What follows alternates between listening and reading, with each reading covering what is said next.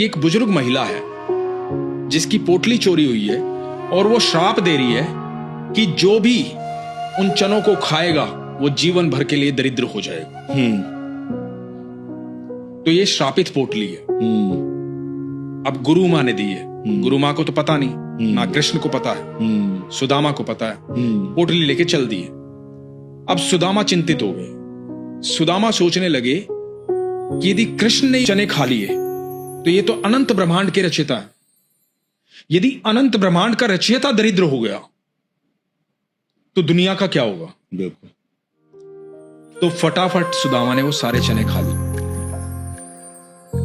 जब कृष्ण ने पूछा कि सुदामा चने कहां हैं, तो सुदामा बोले मुझे बहुत भूख लगी थी भाई, मैंने खा ली। तो कृष्ण मुस्कुराए कि ठीक है, कृष्ण तो सब जानते हैं लेकिन उनकी लीला है। वो मुस्कुराए, बोले अच्छा ठीक है, कोई बात नहीं। अब समय बीतने लगा। ठाकुर जी द्वारकाधीश बन गए। ये श्रापित पोटली के चने खाए हुए थे सुदामा जी, दरिद्र थे, जीवन भर दरिद्र थे। अब एक दिन पत्नी ने कहा कि जाओ अपने मित्र के पास, कुछ उनसे ही सहयोग मांग लो। थोड़े से चने भुनवा करके, चावल के दाने भुनवा करके ले गए, पोटली छुपा करके।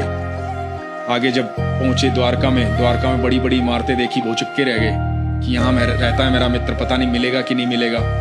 मैं गरीब सा दिखने वाला हूं, कोई घुसने देगा कि नहीं घुसने देगा। द्वार पर जाकर के बोला द्वारपालों को कि बोलो कृष्ण को, सुदामा आया है। पहले तो द्वारपाल भौचक्के हो गए कि महाराज को कृष्ण बोलने वाला कौन है ये? अच्छा, कौन है इस तरह से बात करने वाला? तो उन्होंने कहा कि मैं मित्र हूं उनका, आप बोलो कि सुदामा आया है।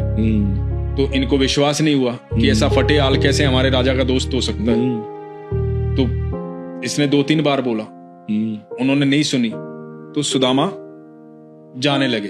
फिर सुदामा ने बोला कि सुनो, बाद में पछतावा होगा, इसलिए बोल दो जा करके। तो इनमें से द्वारपालों में से एक ने सोचा कि जाके बता देते हैं, क्या पता सच में हो भाई। ठाकुर जी के मित्र ऐसे ही होते हैं, अतरंगी, कहीं से भी आ सकते हैं, गोकुल से, नंदगांव से, ब्रज से, कहीं से भी आ सकते हैं। उन्होंने जाकर के कृष्ण को बोला कि महाराज एक गरीब ब्राह्मण आया है, सुदामा नाम बता रहा है अपना, कह रहा है आपका मित्र है। कृष्ण राजगद्दी पे बैठे हुए थे। वहां से नंगे पैर दौड़कर द्वार पर पहुंचे, स्थिर एकदम कृष्ण देख करके सुदामा, आंखों में अश्रु, भाग करके गले लगाया सुदामा, और इतना रोए, आंखों में आंसू, बार बार सुदामा को देख रहे हैं। गले भर के लगाया, अंदर लेके गए, अपनी राजगद्दी पे बिठाया। राजगद्दी पे बिठा करके अपने मित्र के चरण धोए, जिसके चरण अनंत ब्रह्मांड धोता है।